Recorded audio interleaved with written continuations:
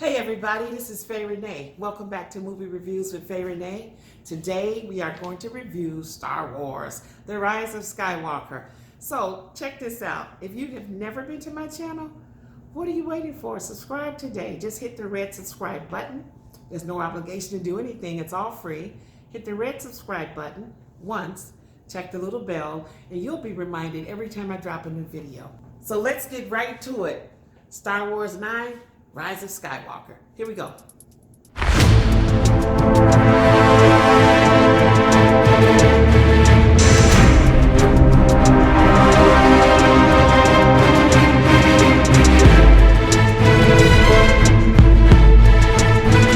Star Wars, The Rise of Skywalker is the last in a set of trilogies. So it's the 9th film. Rise of Skywalker was directed by J.J. Abrams and also co-written by J.J. Abrams and Chris Terrio. You guys, I think we're going to start off with credits, so let's do that. Although Carrie Fisher of Star Wars fame, Princess Leia, died in 2017 before production even really began, she was included in Rise of Skywalker, and I cannot believe what a great job they did. The filmmakers had to use unreleased footage from the previous 2 films that they evidently pieced together, and it was done seamlessly, and it was a great tribute to her. Now Daisy Ridley, of course, returns as Rey, who I think is not only a great actress, but she has that look that I think is perfect for a female Jedi. And Adam Driver, he's back as Kylo Ren. John Boyega returns as Finn, and Oscar Isaac returns as Poe. So the crew is back. Okay, so the story of Rise of Skywalker overall is pretty good. The concept is good for this epic saga ending, but there are a few nicks going on there. I'll tell you about it. I think that Rise of Skywalker could be done a little bit better because it's all over the place. The story is not easy to follow unless you're a super duper Star Wars fan. The problem is that producers, writers, and directors, everyone is trying to make a nice close, a nice ending to this series, this chapter. And so they're trying to tie up so many loose ends that it's kind of ridiculous, but as I said, overall it's pretty good. It met the bar. So Rise of Skywalker at best is nostalgic. And at worst, as I said, it's a little bit all over the place. Just not quite as good as I had expected. Maybe there was no other way around it with them having to sew up so many loose ends. Spoiler alert coming. Without giving anything away too much, I'll tell you that Palpatine came back as evil as ever, in charge of the dark side, and he teamed up with Kylo Ren, who, as you know, is on the dark side now.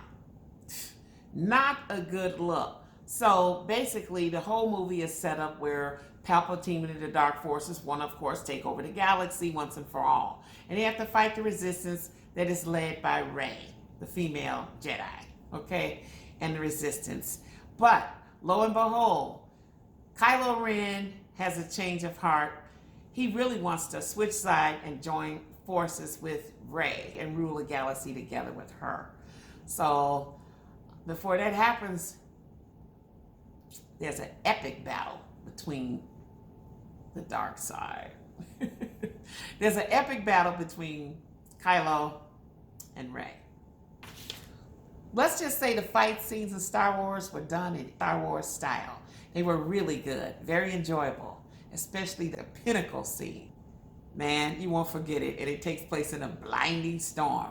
So it is a battle to the finish. It's great. And of course, Star Wars did not disappoint. It had a whole lot of the usual weird-looking aliens walking around, really cool. It had a lot of starship firefights galore. You get your fix for Star Wars if you like those battle scenes. There's a lot of them. End of spoiler. Okay, back to normal. So being as I told you, Star Wars is nostalgic at best, that's a great segue for me to tell you that everybody came back from the original cast, dead or alive. They came back to have one last look. They came back through the Force. They came back from death. You know, you can come back alive in Star Wars.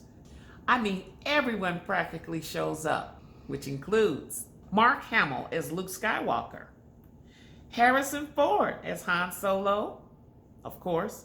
Anthony Daniels as C-3PO. Billy D. Williams as Lando. He even drove a ship. I know he must have enjoyed this role. And Ian McDiarmid as Palpatine, of course, who really, we haven't seen him since The Return of Jedi and Revenge of the Sith. And also, Jimmy V portrays R2-D2's voice. Now, let's talk about Chewbacca. Big Chewie is played by Jonas Suotamo because he played Chewbacca when he took over the role from Peter Mayhew, who was the original Chewie.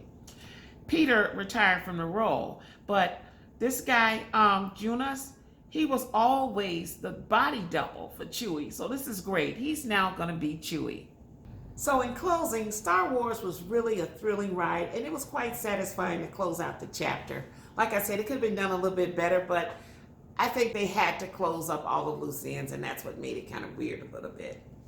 I recommend you go see it. Myself and other moviegoers, we were pretty happy with it, particularly happy with Rey standing at the helm when it went off as Rey Skywalker.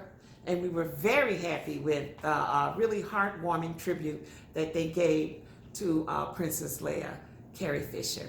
It was really good. That was a miracle. They had that footage in there. It was beautiful. She deserved it. So we all know there is plenty more Star Wars headed our way. Star Wars is never going to be over with, ever. Brand new chapters are sure in the making as we speak. So long after we're gone, I'm sure, I believe, the Force will always be with us. I give Star Wars a 3.5 out of 5. This is Faye Renee. Check you next time. Happy New Year 2020. Clear vision ahead. Good night. Hey everyone, thanks for watching the video. I hope you enjoy movie reviews with Faye Renee. Please hit the subscribe button, and I'll catch you next time at the movies. Hey, you know what's weird? Star Wars takes about 10 or 15 minutes to roll the credits. I went to the bathroom when it went off. I came back, it was still dun dun dun dun dun dun dun dun dun dun dun dun. Good night, people.